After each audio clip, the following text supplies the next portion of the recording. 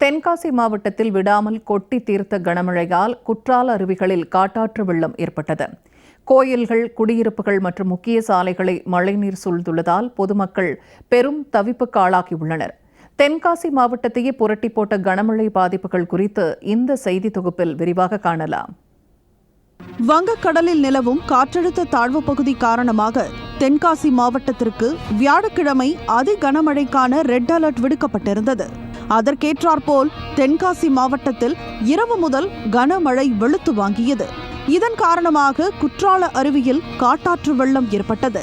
குற்றால main அருவியில் ஏற்பட்ட காட்டாற்று வெள்ளத்தின் காரணமாக அருவியின் கரையில் உள்ள கைப்பிடிகள் மற்றும் பாலங்கள் சேதமடைந்தன. வெள்ளப்பெருக்கு காரணமாக சுற்றுலா பயணிகள் குளிக்க தடை விதிக்கப்பட்டுள்ளது.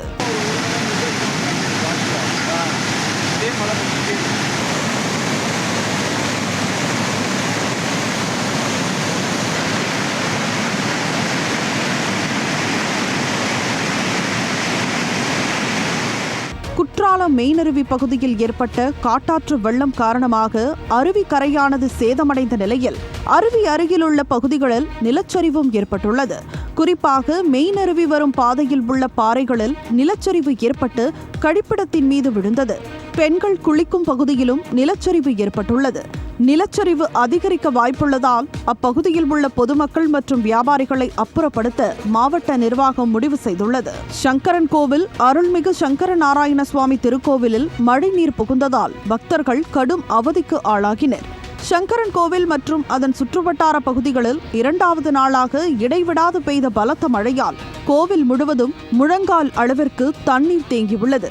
இதனால் பக்தர்கள் மிகுந்த சிரமத்திற்கு இடையே சுவாமி தரிசனம் செய்து வரும் நிலையில் ராட்சத மோட்டார்கள் மூலம் தண்ணீர் வெளியேற்றப்பட்டு வருகிறது. செங்கோட்டை பகுதியில் பெய்த கனமழையின் காரணமாக குளம் உடைந்து கேரளாவிற்கு செல்லும் திருமங்கலம் கொல்லம் தேசிய நெடுஞ்சாலையில் வெள்ள நீர் சூழ்ந்ததால் சாலை துண்டிக்கப்பட்டுள்ளது. இதனால் அப்பகுதியில் தற்போது போக்குவரத்து மாற்றம் செய்யப்பட்டு கேரளாவிற்கு செல்லும் வாகனங்கள் மாற்றுப்பாதையில் இயக்கப்பட்டு வருகின்றன.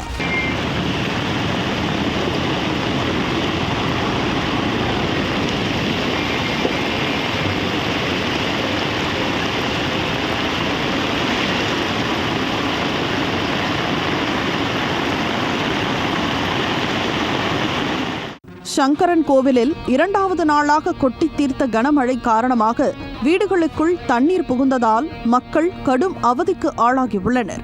அங்குள்ள சிவகிரி, ராயகிரி, வாசுதேவநல்லூர், திருவேங்கடம், குருவிக்குளம், மேலநீலிதநல்லூர், பனவடலி சத்திரம், நடுவக்குறிச்சி, இருமன்குளம், கரிவலம் உள்ளிட்ட பகுதிகளில் இரண்டாவது நாளாக இடைவிடாது மழை பெய்தது.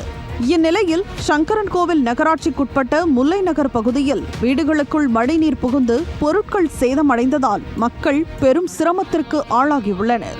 தென்காசி மாவட்டத்தை புரட்டி போட்டுள்ள கனமழையால் பொதுமக்களின் இயல்பு வாழ்க்கை கடுமையாக பாதிக்கப்பட்டுள்ளது.